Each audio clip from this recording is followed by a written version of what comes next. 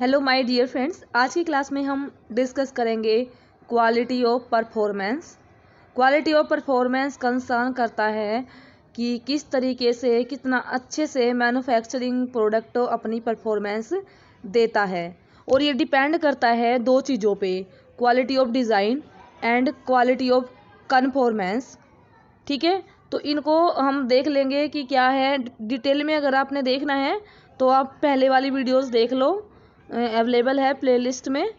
तो quality of performance, जैसे कि अगर हम ये कहें कि बेस्ट डिज़ाइन है लेकिन उसकी अच्छी कन्फॉर्मेंस कंट्रोल है, लेकिन पुअर कन्फॉर्मेंस कंट्रोल है, तो उसका वजह से क्या हो जाएगा, परफॉर्मेंस पुअर होगी। यानी कि पुअर कन्फॉर्मेंस कंट्रोल है जिसकी वजह से पुअर परफॉर्मेंस होगी। अगर मान लो कोई हमारा डिज़ाइन है, उसकी कन्फॉर्मेंस कंट्रोल बेस्ट है, तो उसका मतलब ये नहीं है कि जो प्रोडक्ट है वो काम भी करेक्टली करे, यानी कि वो काम भी करेक्टली करे, अच्छे से करे। अगर डिज़ाइन सही नहीं होगा तो अगर कन्फॉर्मेंस कंट्रोल भले ही अच्छा हो लेकिन वो काम अच्छे से नहीं करेगा अगर डिज़ाइन अच्छा नहीं है किसी प्रोडक्ट का। ठीक है, यानी कि पुअर कन्फॉर्मेंस कंट्रोल है तो उसकी वजह से परफॉर्मेंस तो पुअर होगी ही होगी, लेकिन अगर कन्फॉर्मेंस कंट्रोल अच्छा है तब भी हो सकता है अगर डिज़ाइन अच्छा नहीं हो तो भी प्रोडक्ट काम अच्छे से नहीं करेगा। ठीक है, तो देखो quality of design and quality of conformance क्या होता है, तो देखो एक बार।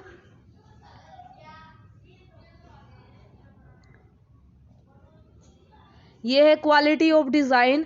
किसी भी प्रोडक्ट के लिए क्वालिटी ऑफ डिज़ाइन क्या है कि कितना जो स्पेसिफिकेशन है, स्पेसिफिकेशन से कितना क्लोज रिलेटेड है जो हमारा प्रोडक्ट है, यानी कि जो स्पेसिफिकेशन सेटअप करे हैं, जो प्रोडक्ट बन के आया है उससे कितना टाइटनेस, उससे कितना जुड़ा हुआ है। एग्जांपल के लिए अगर हमें टॉलरेंस पता करनी है, कौन सा क्वालिटी बेटर है कौन सी नहीं है, तो हमारा पार्ट है, दो पार्ट है, दोनों पार्ट की एक की टॉलरेंस ये है और एक की ये है, तो बेस्ट कौन सा रहेगा, कम टॉलरेंस वाला अच्छा रहेगा जो क्लोज रहेगा स्पेसिफिकेशन के, क्योंकि ये हमारा स्पेसिफिकेशन जो होंगे उसके बिल्कुल क्लोज है। तो हमारा बेस्ट क्वालिटी कौन सा हो गया, ये हो गया हमारा 0.001 एज कम्पेयर टू 0.01 mm से कंपेयर करें तो डिज़ाइन ऑफ क्वालिटी इंश्योर करती है कि कंसिस्टेंट परफॉर्मेंस रहेगी, क्योंकि जितना क्लोज होगा बार बार तो उतना ही कंसिस्टेंसी ज़्यादा होगी। ठीक है, और एक स्टिपुलेटेड लाइफ स्पैन में, ठीक है, जिसकी हम इसकी रेटेड आउटपुट भी सही होगी, एफिशिएंसी भी सही होगी, ओवरलोड कैपेसिटी भी सही होगी, और लगातार या इंटरमिटेंट ऑपरेशन में जो एक सर्विस प्रोवाइड कर पाएगा, कंटिन्यूसली सर्विस प्रोवाइड कर पाएगा। तो इस तरीके से अगर कंसीडर करें कि फेलियर मोड कैसा है, हम डिज़ाइन में क्या देखते हैं कि फेलियर कैसा फेल होगा हमारा जो भी कंपोनेंट है, जो प्रोडक्ट है, यानी कि किस तरीके से फेल होगा, यानी कि स्ट्रेस से फेल होगा या वियर से फेल होगा, या कोई डिस्टॉर्शन हो रहा है, या ऐसा इन्वायरमेंट है जहाँ पे कोरोजन ज़्यादा हो रहा है तो कोरोजन की वजह से फेल हो रहा है, या शॉक एंड वाइब्रेशन वहाँ पे ज़्यादा है। ठीक है, या टेम्परेचर वहाँ पे कम ज़्यादा हो रहा है, टेम्परेचर की वजह से फेल हो रहा है, या प्रेशर वहाँ पे कंडीशंस की वजह से फेल हो रहा है, या कुछ इन्वायरमेंट कंडीशन है। तो हमें देखना होगा कि कौन कौन से मोड ऐसे हैं फेलियर होने के। देन प्रोडक्ट डिज़ाइन डेवलपमेंट एक कंटिन्यूस प्रोसेस है, यानी कि जब भी डिज़ाइन करते हैं, डेवलपमेंट करते थे, लगातार हमें चेक करते रहना चाहिए, इवोल्यूशन करना चाहिए प्रोडक्ट का, कि जो भी हमारी नीड्स हैं उसके अकॉर्डिंग, या फिर मार्केट से या कस्टमर का जो फीडबैक आया उसके अकॉर्डिंग हमें डेवलपमेंट करना चाहिए। टाइम टू टाइम टेक्नोलॉजी में चेंज करते रहना चाहिए गिवन इन्वायरमेंट, यानी कि इन्वायरमेंट के साथ साथ हमें चेंज करते रहना चाहिए। तो इस तरीके से हम क्वालिटी ऑफ डिज़ाइन अचीव कर सकते हैं। देन जो फैक्टर्स जो कि कंट्रोल करते हैं क्वालिटी ऑफ डिज़ाइन, सबसे पहला तो types of customer in a market, जो कस्टमर किस टाइप के हैं मार्केट में, जैसे कि कस्टमर गुड्स के अकॉर्डिंग जो इम्पोर्टेंट फैक्टर जो होता है क्वालिटी ऑफ डिज़ाइन को अफेक्ट करने वाला, कि टाइप्स ऑफ कस्टमर कैसे हैं मार्केट में, जैसे कि ऑप्टिमम क्वालिटी ऑफ डिज़ाइन या मार्केट सर्वे पे डिपेंड करता है। तो इसमें हम देखते हैं कि कंज्यूमिंग हैबिट्स क्या है पीपल्स की, यानी कि इस फैक्टर से पर्टिकुलरली जो इम्पोर्टेंट होते हैं कंज्यूमर गुड्स के लिए हम कंज्यूमर हैबिट्स देखते हैं कि किस हैबिट से जो कंज्यूमर जो हमारे कस्टमर है कंज्यूम कर रहे हैं। देन उसके बाद है प्राइस, जो कितना प्राइस कोई भी कस्टमर है पे कर सकता है, यानी कि price they are willing to pay for various product and services. Then choice of design of product, यानी कि चॉइस क्या है, किस तरीके की जो कस्टमर है चॉइस को उनकी डिमांड को भी फुलफिल कर जाए और उनकी जो हम चॉइस है उनकी वो भी फुलफिल हो जाए, ठीक है, नीड भी फुलफिल हो जाए और प्रोडक्ट इस तरीके से बनाए। तो फीडबैक के अकॉर्डिंग हम उसके नीड के अकॉर्डिंग प्रोडक्ट बनाते हैं। एग्जाम्पल के तौर पे जैसे कि अलग अलग वैरायटी के व्हीकल्स मिलते हैं मार्केट में, साइजेस अलग अलग होते हैं, कैपेसिटी भी अलग अलग होती है, परफॉर्मेंस भी अलग अलग होती है और कैपेबिलिटी भी अलग अलग होती है मार्केट में, और डिपेंड करता है कि कौन सी एप्लीकेशंस के लिए यूज हो रहा है। फॉर एग्जांपल जैसे कि पैसेंजर ट्रांसपोर्ट करने के लिए जो यूज़ होंगे वो पैसेंजर के हिसाब से बनाया जाएगा, या कुछ सामान के लिए गुड्स ट्रांसपोर्ट के लिए, या फिर एम्बुलेंस या हॉस्पिटल के लिए। तो इस तरीके से व्हीकल्स जो डिफेंस के लिए बनाए जाएंगे तो अलग अलग क्राइटेरिया होंगे, उनकी लोडिंग कैपेसिटी, साइज या परफॉर्मेंस या कैपेबिलिटी उनकी अलग अलग होगी अकॉर्डिंग टू द जहाँ पे एप्लीकेशन जहाँ पे यूज़ हो रहे हैं। इस तरीके से जो क्वालिटी ऑफ डिज़ाइन डिपेंड करती है कि किस तरीके का कस्टमर के पास वो जाएगा। जैसे कि रिच कस्टमर के पास है जो कि पे कर सकते हैं, या मिडल या पुअर, यानी कि हमारा जो प्रोडक्ट है वो कितने डायरेक्शन में फ्लो कर रहा है, ओनली रिच पीपल ही उसको ले सकते हैं, या मिडिल क्लास या रिच ले सकते हैं, या पुअर भी उसको अफोर्ड कर सकते हैं। तो ये देखना होगा कि हमें ज़्यादा से ज़्यादा रीच बनानी चाहिए हमें, कि ज़्यादा से ज़्यादा लोगों तक हमारा प्रोडक्ट पहुँचे, ठीक है। तो वो डिपेंड करता है कि कौन सा प्रोडक्ट है, ठीक है। देन उसके बाद आता है कैपिटल गुड्स, जो डिसीजन है यूजुअली जो कंसीडर करना चाहिए, जो इंटेंडेड लाइफ के अकॉर्डिंग या एनवायरनमेंट या रिलायबिलिटी और इम्पोर्टेंस कितनी है, या लगातार सर्विस कितनी देनी है, और मेंटेनेबिलिटी के अकॉर्डिंग भी देखना होगा, डिज़ाइन हम कर सकते हैं, ठीक है। तो देन आता है नेक्स्ट कंसिडरेशन, प्रॉफिट कंसिडरेशन। जो अगर कंपनी के पॉइंट ऑफ व्यू से देखें तो प्रॉफिट इम्पोर्टेंट टर्म है। प्रॉफिट मेकिंग एक कंपनी का ही काम क्या है, प्रॉफिट में अर्न करना। तो यह ज़रूरी नहीं है कि कंपनी को मैन्युफैक्चर करने हैं कि ऐसा बनाए कि उसकी क्वालिटी 100% एक्यूरेट हो। क्वालिटी नहीं, ऐसा नहीं हो सकता, क्योंकि कंपनी को ना प्रॉफिट भी देखना होगा। जैसे ही क्वालिटी को हम लेके आएंगे तो उसके साथ साथ कॉस्ट इंक्रीज हो जाएगी। अगर कॉस्ट इंक्रीज होगी तो उसका सेलिंग प्राइस भी बढ़ जाएगा। सेलिंग प्राइस बढ़ जाएगा तो वो प्रॉफिट हो सकता है कि मार्केट में कस्टमर उसको अफोर्ड ना कर पाए।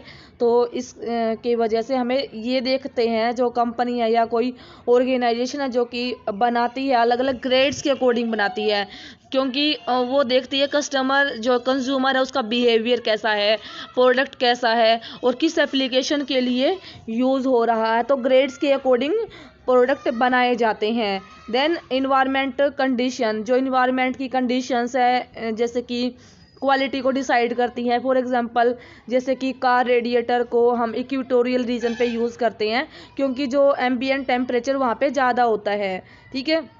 तो इस तरीके से, और एक बस का डिज़ाइन उसकी अच्छी परफॉर्मेंस के लिए यूज़ किया जाता है, ताकि वो कंप्लीट मतलब जो कंप्लीट अपना काम करे। और रोड कंडीशन या कंट्री के पैटर्न के बेस पे हम डिज़ाइन करते, जो भी हमारा फंक्शन होता है व्हीकल का या किसी प्रोडक्ट का, उस कहाँ पे यूज़ होने वाला है, वहाँ पे इन्वायरमेंट कैसा है, वहाँ पे किस तरीके की फैसिलिटीज़ है, हर तरीके को देख के उस एरिया की या उस कंट्री की या उस पर्टिकुलर जहाँ पे वो यूज़ होने वाला है, तो उसके अकॉर्डिंग हम इन्वायरमेंट कंडीशन को ध्यान में रखते हुए क्वालिटी ऑफ डिज़ाइन करते हैं। देन कुछ स्पेशल रिक्वायरमेंट है प्रोडक्ट की, जैसे कि स्ट्रेंथ क्या होनी चाहिए, या फैटिग रेजिस्टेंस, लाइफ इंटरचेंजेबिलिटी जो भी मैन्युफैक्चर कर रहे हैं आइटम्स की, तो tolerance with in tolerance limit होने चाहिए, यानी कि अगर हमें अच्छी क्वालिटी को अचीव करना है तो ये सब विद इन टॉलरेंस होना चाहिए। देन आता है हायर क्वालिटी ऑफ डिज़ाइन का मतलब ये है कि ज़्यादा कॉस्ट होगी। ज़्यादातर क्या होता है कि कॉस्ट की वजह से उसकी प्राइस इंक्रीज, यानी कि जैसे ही क्वालिटी को इन्हांस करते हैं तो प्राइस उसकी वैल्यू भी इंक्रीज हो जाती है।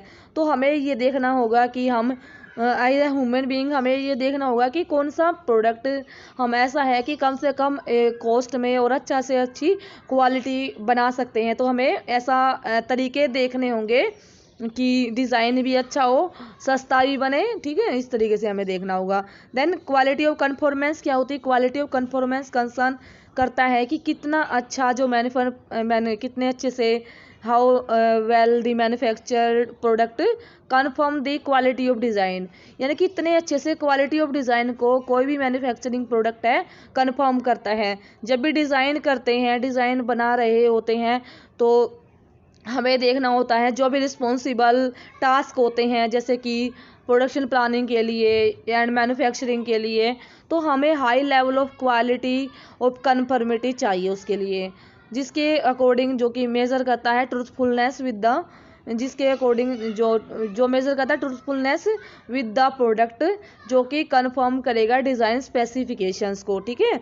देन जो कन्फर्म जो क्वालिटी को कन्फर्म करने वाले जो फैक्टर्स हैं, यानी कि factor controlling quality of conformance कौन कौन से हैं? गुड क्वालिटी ऑफ कन्फर्मेंस के साथ साथ क्या होता है कि जैसे ही रॉ मटेरियल आया उसकी अच्छी क्वालिटी है या नहीं, उसको कंफर्म करना शुरू में ही। और जो मशीन या टूल यूज़ हो रहे हैं, जॉब यूज़ हो रही है, मेजरिंग इंस्ट्रूमेंट यूज़ हो रहे हैं, तो उनकी पर्पस फुलफिल हो रही है या फिर नहीं हो रही है, वो शुरू में ही देख लेना और प्रॉपर उनकी मेंटेनेंस करते रहना। प्रॉपर सिलेक्शन करना प्रोसेस का, और एडिक्वेट प्रोसेस कंट्रोल हो। जो ऑपरेटर हैं वो वेल ट्रेन होने चाहिए, एक्सपीरियंस और मोटिवेशन होना चाहिए जो भी वर्कर हैं या ऑपरेटर है, और क्वालिटी कॉन्शियसनेस होनी चाहिए, यानी कि क्वालिटी के अकॉर्डिंग वो जागरूक होने चाहिए। और प्रॉपर केयर, जब भी हम शिपमेंट कर रहे हैं या स्टोर कर रहे हैं जो फिनिश्ड आइटम है, उनको हैंडल केयर से करना चाहिए, यानी कि जो केयरफुली हैंडल करना चाहिए उनको।